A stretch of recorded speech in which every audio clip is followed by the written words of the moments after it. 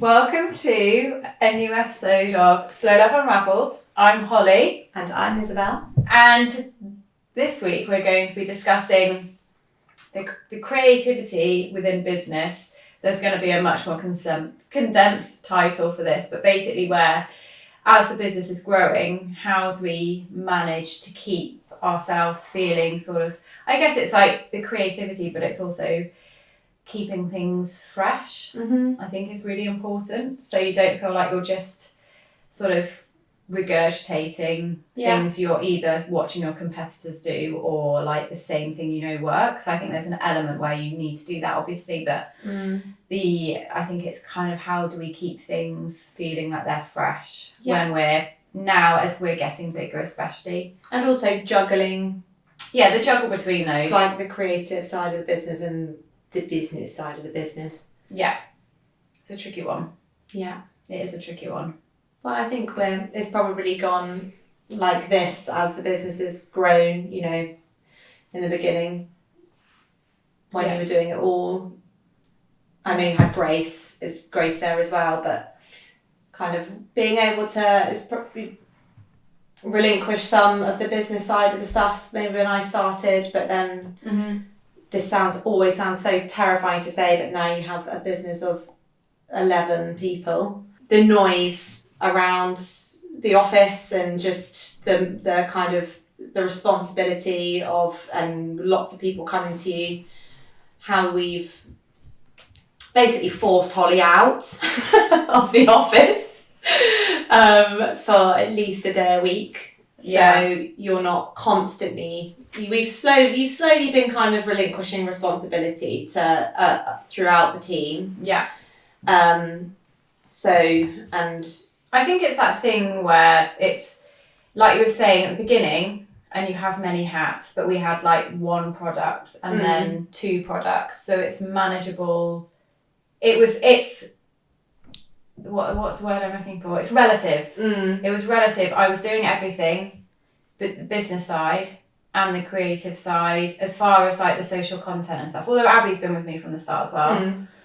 We were working together, but the majority of the week I was doing that. And then Grace, it was one design, so it was like production stuff. So it felt like it was overwhelming, but it's not. There were days which were really nice where I was like on my own here for the entire day, but it meant that I would whisk through a lot. Good days? No. Of course they weren't. They weren't. But it kind of felt more manageable in that sense, because you're not having to answer to different you're questions. not managing like a whole array of personalities as well, are you? Yeah. You've just got that element wasn't you. there. Just me and my many personalities. Yeah.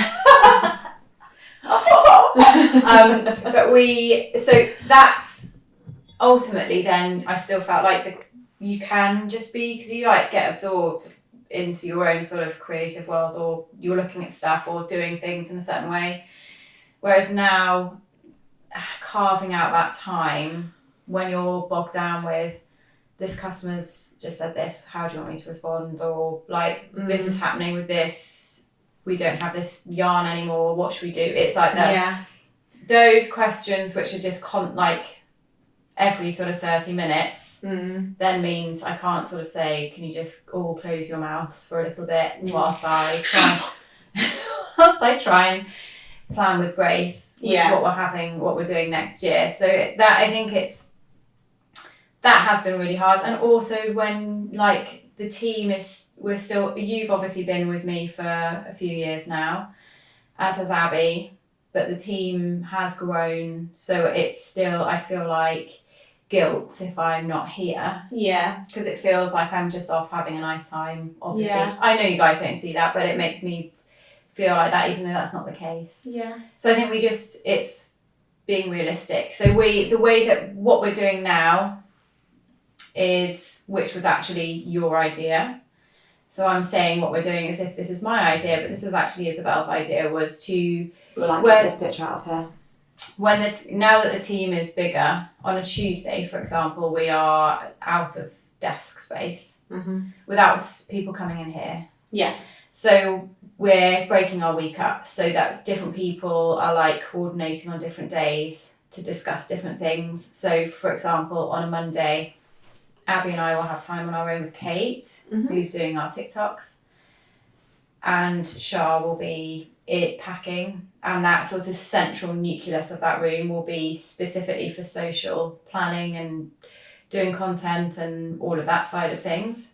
You don't work on a Monday. God, this is really giving everyone our exact timetable. Then on a Tuesday, we are all in together. Yeah. So it's like weekly meeting. It's just back-to-back meetings, isn't it, on a Tuesday? Pretty much. Yeah. And we go over with Pringo about the ads stuff, which was really helpful to do yesterday.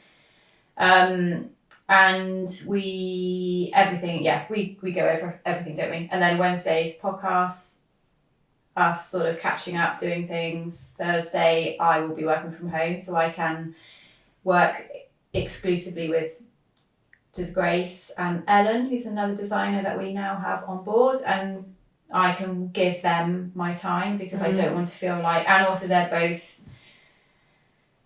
freelancers who work remotely, so we're not getting that interaction in the office that we have. I also just think there is definitely an element where, as much as it's really good fun when we're all together in one room, it becomes like one giant conversation. Everything is one giant conversation, and actually you and I discussing plans for reordering certain things isn't part of somebody else's job. That is just between us to discuss.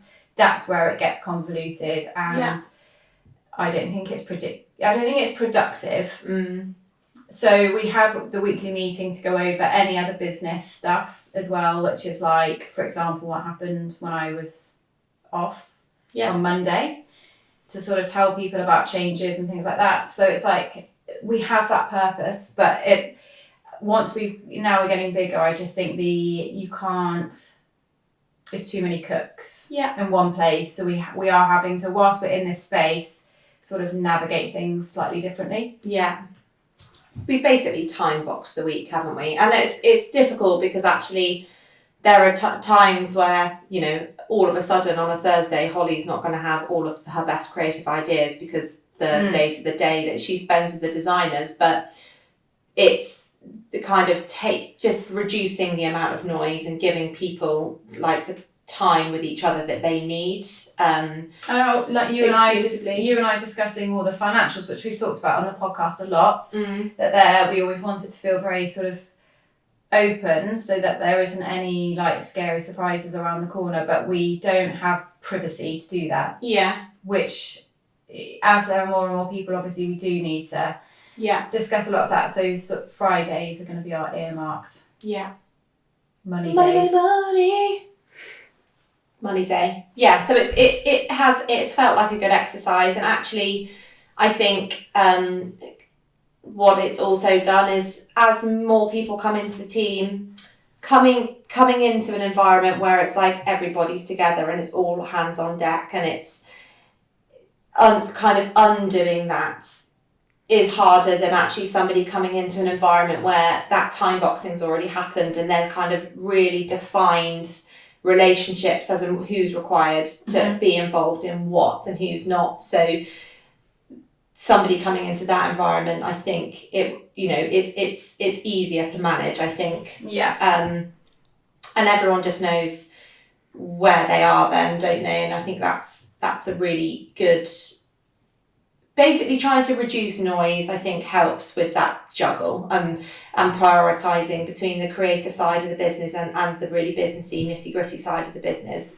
There has to be clear divides, otherwise it just all becomes really murky, or stuff gets forgotten, or there are too many cooks, and it's, you know, when somebody gives you like 100 opinions and then you're like, oh fuck, we've actually just butchered this. Well, Ellen said the same thing. Do you remember about that jacket she was talking about in a previous role that she had? And then, you know, and then you kind of almost start questioning, like, God, have we designed the right thing, or is that the right colour? Frankenstein the idea of the design. Yeah, so I can be a bit. I feel like that when the samples come sometimes. Yeah, it's like I can't have everyone's opinion. Yeah. Otherwise, I will, for sizing, I do think it's important, but I think getting the bare bones of the design nailed needs to be quite a sort of clear. Otherwise, you can see where other brands go wrong with that. Yeah. And it just ends up looking like a mishmash of like everyone's opinion. Yeah, I think, but these kind of growth elements have to happen to know what isn't working. You know, we've been able to say,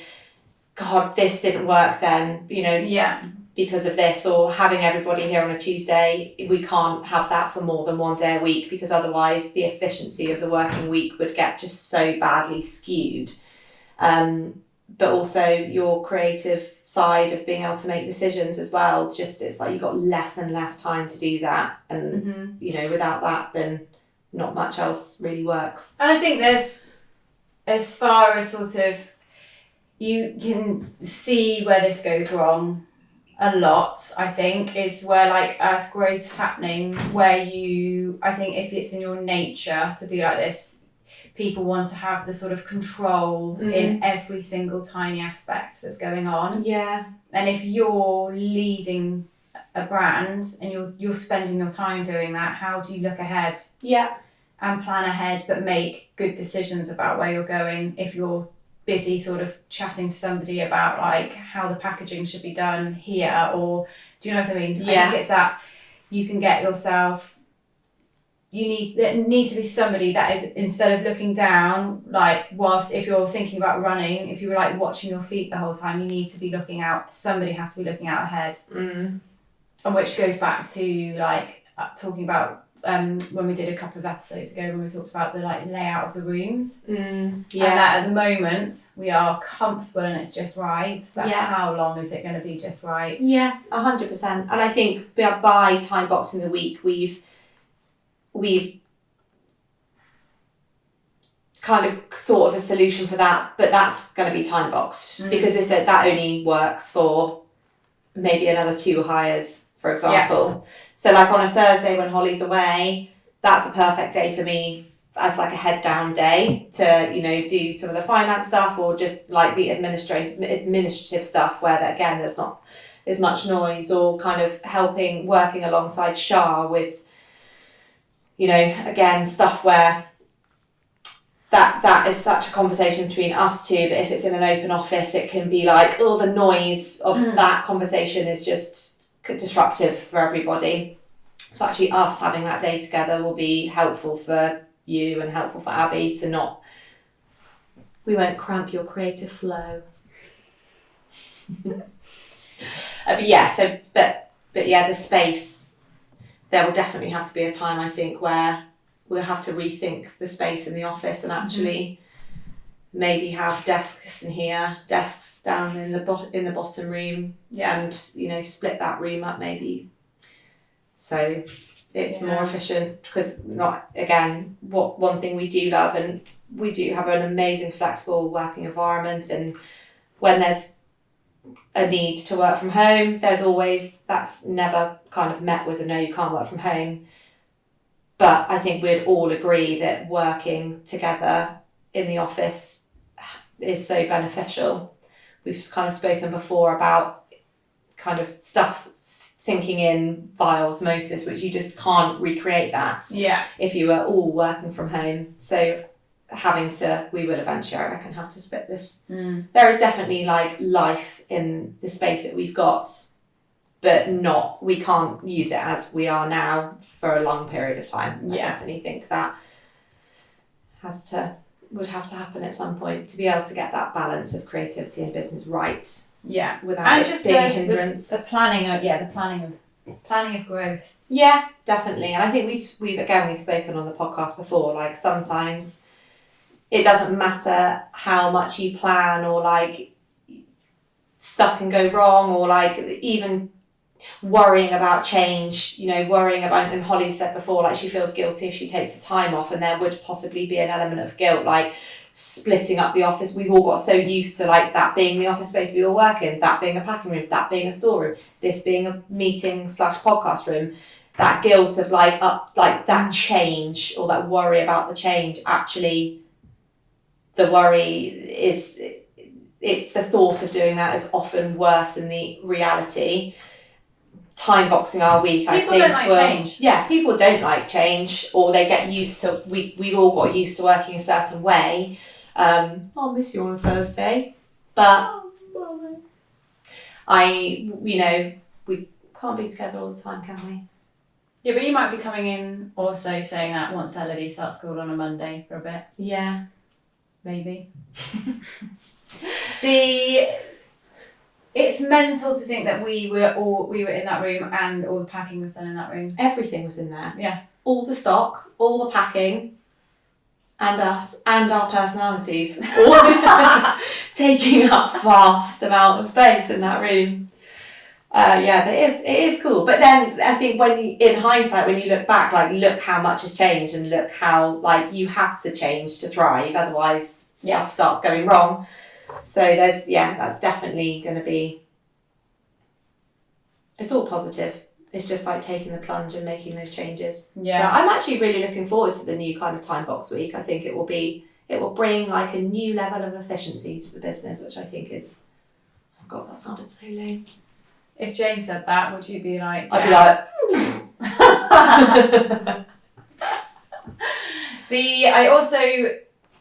Even Abby will, because Abby didn't used to work in the office with us, and she's in here 3 days a week. Do you find that that's helpful as far as you knowing what's going on, or do you find it a hindrance, or both?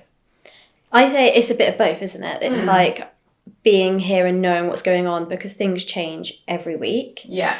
So I'd be like, oh, this drop's happening this day, and then all of a sudden I come in the week later and it's not. It's a different day, and most of the time it's been brought forward, basically. Yeah. But then sometimes when you're working from home, I get so much more done if I'm editing or something. Yeah. Because I've just got no distractions. But so it's a good mix of both. Yeah. Yeah. I do think it's even when you were off last week, it was like, God, it's just, it wasn't better or worse, it's just different. And we did sometimes it's nice when there's fewer people in the office to just get on. I didn't tell you this, I bumped into so I took last week after our launch, it was my birthday, and then I took off from the Wednesday to the following Tuesday over the weekend. So technically it was Wednesday, Thursday, Friday, Monday I took off. But I think it was like the Thursday, I was trying to reply to an email. So obviously as a brand owner, I don't just put my phone on Do Not Disturb and be like, no one bother me and I'm not replying to any emails, because that would just be ridiculous. So I was still replying to emails. And we know where you live, so worst case scenario would be like, hello! So I was still, it was really nice, and I was at home and I did relax, and Charlie and I went out for lunch a lot in the middle of in the day, and we were like day drinking. It was really nice. But at one point, actually it's happened twice, but somebody kind of caught me doing it. I had to reply to some emails when we were in town, so I walked to the front of the museum, logged onto our Starlink, because the internet's so shit, and then I bumped into a friend of mine from years ago who was like, oh God, I've seen what you're doing, it's so insane. She was really sweet. And she was like, so what are you up to? I was like, I'm actually off, but I'm stood in front of my office on their Wi-Fi because I need to reply to some emails. And she was like, cool. Yeah. You really know how to party. I was like, I don't want them to see me, because they'll be like, what are you doing? I honestly wouldn't have been surprised if you'd hung out the window and been like, what are you doing? Yeah, get away. Tip water on your head. Yeah. Get out. Like a cat. Yeah, spitting at you out the window. Spray me with a water spray. Get away. And then another example of so you just have to be really realistic with it, I think.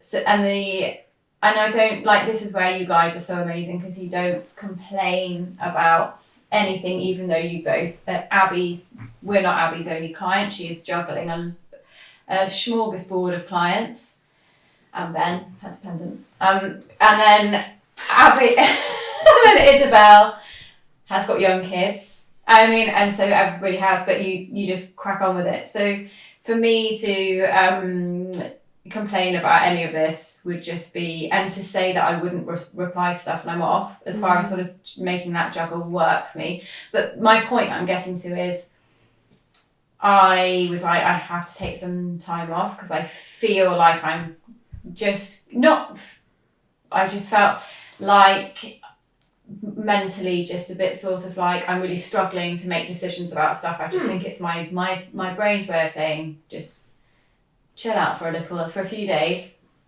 So I took some time off, and then it was our 18th wedding anniversary. We went out for lunch in Cheltenham, and there was a bit of a catastrophe work-wise. So I was on my phone for the entire time that we were out that afternoon. At one point, I went into Sweaty Betty because I wanted to get some new workout clothes because I've worn the same ones like for the past 5 years. I was trying on some stuff in the fitting room, so I was just there on my phone. Charlie was waiting outside, and I was like, it made me feel less guilty that he couldn't see me on my phone. So I was like there for 40 minutes. And then we were just like back and forth. Everybody was back and forth, obviously chatting. And ironically, it was your day off. You don't work on a Monday. Grace doesn't work on a Monday, and all three of us were dealing with this problem. Grace had forgotten it was my anniversary, so she's obviously my sister. And then on my like big family WhatsApp, somebody had said like happy wedding anniversary to us or something, and she was like, oh my god, I forgot that it was your wedding anniversary and you've been like on the phone to me the entire day. But I was like, that's my role. I'm never going to complain about that. But I think you just have to be realistic, and having those few days off still made me feel relaxed. And there were things that I just think about. I think about work the whole time I'm off, but it's more like this doesn't feel like it's working at the moment. So there's in a particular area feels like it's not working particularly well. How are we going to deal with that? Or I think we're missing out on this, which was how our TikTok stuff was like on my day off. I know I've said this before, but I basically was like, I feel like we're now really missing out on TikTok, but we don't have enough time to dedicate towards it. So which is where Kate has come in, and it's sort of Abby's working with Kate, and all of that is very much being sort of handled. I'm being asked to do some stuff, but it's not anything like it was where it would be like, can you just do this? Or can I just have a moment with you doing this? Kate will be like, I need you for like an hour on this day. Can you bring this in? And that's great. Yeah. So it's just the delegation. It's good. It's working well. Would you rather? Yeah, go on, I'm mood. This is, again, another one aimed at Holly, because... Basically, the reason that they're aimed at me is because Isabel's really quick to think of them and I'm shit.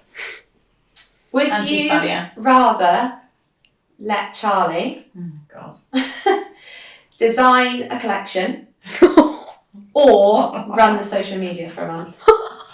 This is actually you and Abby. Yeah, I actually think I'd let him run the social media. Yeah. Only because, annoyingly, anything with him in does so well. So I actually think that's a point. We should maybe do that as a day. Yeah, that just came into my Like head. a series. Oh, let the God, hot look at mature this. guy Hot run mature social guy, media. yeah. So hot mature guy social media takeover. You heard it here first. Yeah. Yeah, Thank you for listening. Kate will love that. Kate will love that. we should do that. Get him to take it to the gym. Oh, he'd be so awkward. He'd need someone to film him. I just have to follow him around the day. He could go in with Kate into Pure Gym and be like, I'm just going to be here watching our TikTok guru basically absolutely smash out some sort of insane hands. What was she showing us yesterday? Handstand push-ups. Handstand push-ups on top of weights. Yeah. So it's like elevated. Yeah, so her head goes like below the floor. She's so tonk. Yeah, I know. That was insane. How many of those did you do? I know. So it was, that is a fucking shout. But I wouldn't trust him to design anything. First and foremost, he's colourblind. Yeah. Secondly, he doesn't know anything about women's sizing. So that in itself, it would just like be really revealing. it would be like A a knitted piece of miniskirt. So you know Hope McCauley, who, this is not a diss, I think she's done an absolutely phenomenal job of like her brand. But it was like a bralette, which was so they use this like really chunky like felting wool, and she did like a bralette, in that wall, which obviously only somebody who has got like Yeah, double imagine A you had cup. like bullet nips. Yeah, that's the sort of stuff he would want to design. Like post breastfed boobs in a knitted bralette. It would be like a bikini. You know those bikinis where it's like the string and then it's just like the rectangular slit that covers your like slit in your vag. That's what he would design in knitwear. And I'd be like, if I wore a knitted bralette, it'd be like a tennis ball in a sock. Oh god. Oh, Mummy, well done. I felt like that's given us a really good bit of social content idea. Look at that. God, I'm here all week. Thank you for watching. Thank you for listening. Listening and watching.